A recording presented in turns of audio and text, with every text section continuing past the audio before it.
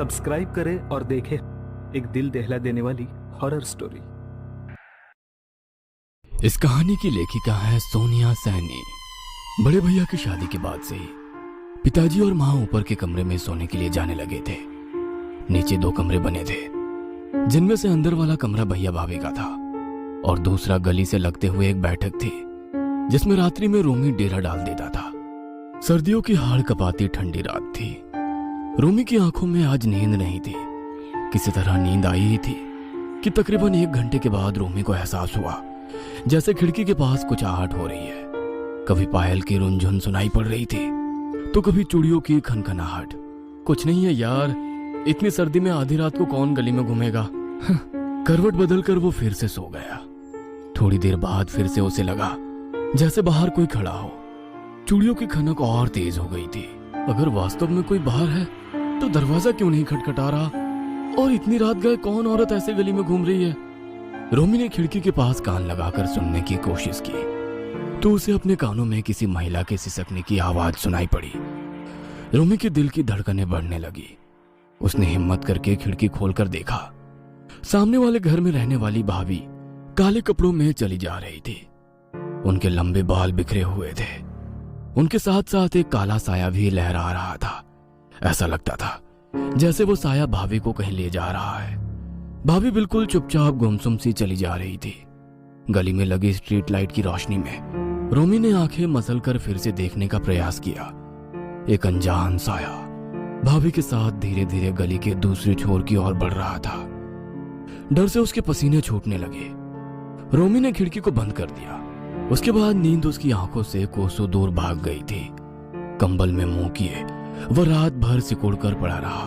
अगली सुबह बड़ी मनहूस खबर लेकर आई थी। सामने रहने वाली रीना की कल रात प्रसव के दौरान मौत हो गई। बेचारी का नन्हा सा बच्चा बिन माँ के अकेला रह गया। ये कैसा न्याय है ईश्वर का। यह खबर सुनते ही रोमी का चेहरा डर से सफेद पड़ने लगा। रीना भाभी की मौत हो गई तो जिसे उसने कल रात देखा वो कौन थी? और वो भयानक काला साया? सोच सोच कर रोमी की आत्मा कांप रही थी। लगभग 10 दिन बीत गए थे। रोमी भी सामान्य होने का प्रयास कर रहा था। आधी रात के बाद रोमी को पायल की खनक सुनाई पड़ने लगी। रोमी का दिल जोरों से धड़कने लगा था। मुझे वहम हो रहा है, डर मेरे दिमाग में बैठ गया है, बस कोई नहीं है बाहर। लेकिन छम छम की आवाज उसके कानों में होती हुई उसके दिमाग को सुनने किए जा रही थी। अपने आप को संतुष्ट करने के लिए रोमी ने खिड़की को हल्का सा खोलकर बाहर झांक कर देखा। बाहर कुछ दूरी पर एक महिला का साया लहरा रहा था। साया एक पल को ठहरा और फिर मुड़कर रोमी की ओर घूरने लगा। इससे पहले कि रोमी कुछ समझ पाता वह साया बिजली की तेजी से ठीक उसके सामने आ गया। खिड़की के उस पार एक काला भयानक साया ठीक उसकी आंखों के सामने था। उसे सिहरन महसूस होने लगी। हाथों में कपकपी हो रही थी। सूखते हलक से उसने अपनी मां को पुकारा, किंतु आवाज उसके हलक से बाहर ही नहीं निकल पा रही थी। वह बेसुध होकर बिस्तर से नीचे उतरा और सीढ़ियों की ओर भागने लगा। पहली सीढ़ी पर पांव रखा ही था कि उसे वही साया सीढ़ियों पर दिखाई पड़ने लगा। मां! वह चीख कर वहीं गिर पड़ा और बेहोश हो गया। जब उसे होश आया तो घर के सभी लोग उसके आसपास जमा थे। अब जाकर आंखें खोली हैं। रोमी बेटा, पूरी रात तू बेहोशी की हालत में ना जाने क्या क्या बड़बड़ाता रहा है। माँ के मुंह से रात की बात सुनकर कल रात का सारा मंजर एक फिल्म की भांति उसकी आंखों के आगे घूमने लगा। रोमी, बोल बेटा, क्या हुआ है तुझे? तू सीढ़ियों पर क्या कर रहा था? ऐसे कैसे अचानक गिर पड़ा? आज से पहले तो कभी यूं बेहोश नहीं हुआ तू। वो माँ को बताने के लिए जैसे ही उसने गर्दन घुमाई, माँ के ठीक पीछे उसे रीना काले कपड़ों में अपनी सफेद भाव शून्य सी आंखों से एकटक रोमी को घूरती दिखाई दी। उसने गुस्से में नाम में गर्दन हिलाई। रीमा भाभी, माँ बचाओ, माँ मुझे बचाओ। इतना कहते ही रोमी को फिर से चक्कर आ गए। रोमी के यूं बेहोश हो जाने से घर में जैसे कोहराम मच गया। कल रात तक एकदम हट्टा कट्टा जवान लड़का आज बात बात पर बेहोश हुआ जा रहा था। तुरंत डॉक्टर बुलाया गया, किंतु रोमी की तबीयत में सुधार नहीं हो रहा था।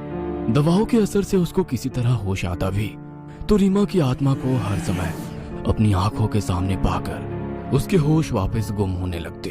जाओ, चली जाओ भाभी, चली जाओ। टूटे फूटे शब्दों में रोमी अक्सर अपनी उंगली से इशारा करता, मुंह से भी कहने का प्रयास करता, लेकिन उसके मुंह से शब्द ही नहीं फूटते थे। बड़े से बड़े डॉक्टर को दिखा लिया, लेकिन किसी को इसका रोग ही पकड़ में नहीं आता है।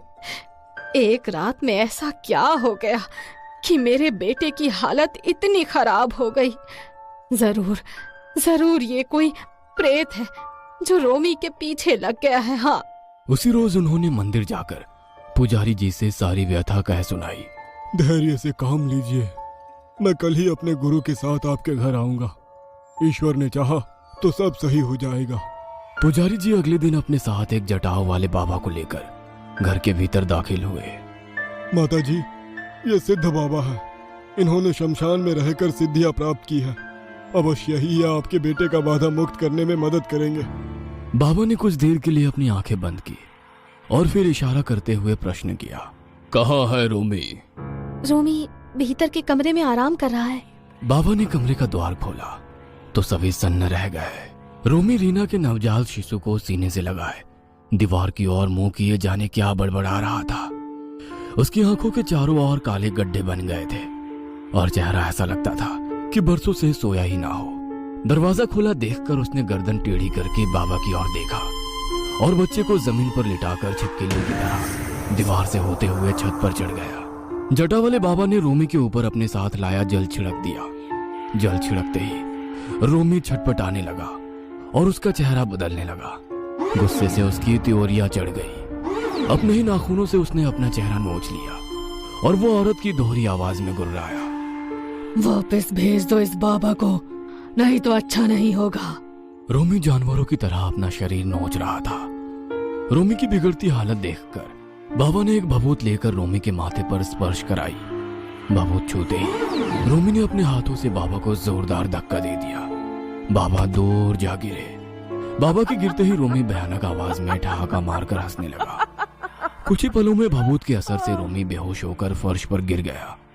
बच्चे को लेकर माताजी दौड़ते हुए सामने वाले घर की ओर बढ़ गई। माताजी के लौटने के बाद, आपके बेटे के आसपास एक नहीं 2 सायों का असर है और दोनों ही बहुत शक्तिशाली प्रेत हैं। आज अगर मैं समय पर ना आता तो वो बच्चे की जान ले। आपके बेटे के आसपास एक नहीं 2 सायों का असर है और दोनों ही बहुत शक्तिशाली प्रेत हैं। आज अगर मैं समय पर ना आता तो वो बच्चे की जान ले लेती। बाबा, कोई उपाय करिए। मेरे बच्चे ने क्या बिगाड़ा है किसी का? कुछ तो बताइए। अब तो ये बात वो साया ही बताएगा कि वो रोमी के पीछे क्यों पड़ा है। जटा वाले बाबा ने पूजन सामग्री घर में छिड़क कर रोमी को सामने बैठाया और उसे बाधा रहित करने की विधि प्रारंभ कर दी। माँ, मुझे बचा लो, मुझे ले जाएगी, मुझे बचा लो माँ। कोई मत जाना उसके पास, वरना अपनी जान से हाथ धोना पड़ेगा। यह सब उसी रूह का फैलाया जाल है। बाबा के हवन कुंड से धीरे धीरे घर में धुआं बढ़ता जा रहा था। सभी लोग खांसते खांसते परेशान हो गए। नहीं जाऊंगी, इसको छोड़कर नहीं जाऊंगी। बोल, क्यों पीछे पड़ी है इसके? लेकर जाऊंगी इसको अपने साथ, ये मेरे साथ जाएगा। क्यों घूम रही थी तू यहाँ? यह तेरा ठिकाना नहीं है। बोल, कहाँ से आई है? किसके लिए भटक रही है? रीना को लेने आई थी मैं। गर्भवती स्त्री की महक से उसका पीछा करती हूँ मैं। इसने मुझे टोक दिया, अब ये भी मेरे साथ जाएगा। तेरे साथ दूसरा साया कौन है? बाबा के इतना कहते ही रोमी की आंखें पलट गई। उसने दोहरी आवाज में कहा, रीना हूँ मैं, अपने बच्चे को लिए बिना नहीं जाऊंगी यहाँ से। तुझे जाना होगा। रोमी को छोड़ दे, मैं तुझे कोई कष्ट नहीं दूंगा। वरना मेरी शक्तियों से तू परिचित है। बाबा की बात सुनकर रोमी ने अपनी लाल सुर्ख आंखें खोलकर उनकी ओर देखा और एक जानवर की तरह हाथ और पैरों से लिपकते हुए पास में ही पिंजरे में लटके तोते को पकड़कर उसकी गर्दन मरोड़ दी। रोमी नोच नोच कर तोते को खा रहा था। उसका मुंह खून से सना हुआ था और हाथों से टप टप खून गिर रहा था। डरावनी हंसी हंसते हुए उसने फिर से वही बात दोहराई, नहीं जाऊंगी, कभी नहीं।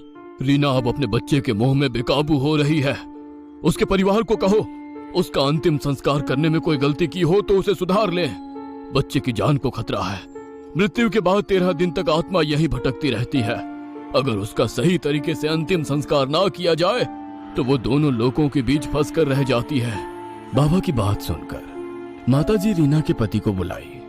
तेरी पत्नी बच्चे के मोह में बंधी है, बस तेरे कहने से ही उसे संतोष होगा। मैं प्रेत मुक्ति यज्ञ कर रहा हूं। जैसे ही वो रोमी के शरीर पर हावी होगी तुझे उसे समझाना होगा। बाबा ने एक बार फिर से मंत्र पढ़ने शुरू किए। रोमी को दोनों तरफ से कसकर जकड़ लिया गया था। रोमी के ठीक सामने एक थाल में पानी भरकर बाबा ने कुछ मंत्र पढ़े और जाल की कुछ बूंदें रोमी के ऊपर छिड़की तो वो बुरी तरह से चिल्लाने लगा।